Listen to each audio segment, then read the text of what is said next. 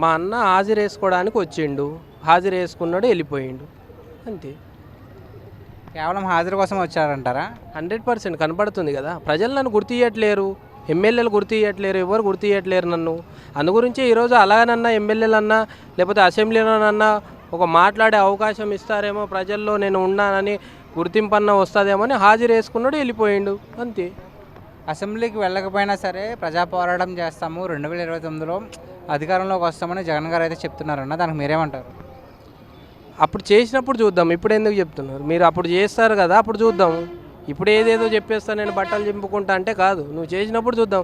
ప్రజలకు నువ్వు ఏది కావాలన్నా అది చేసింటే ఆ రోజు ఈరోజు ఓడికిపోయేటోడు కాదు కదా. 5 ఏళ్ళలో తిప్పి నీ పరిపాలన చూసి నిన్ను ఓడగొట్టినరే జనాలు.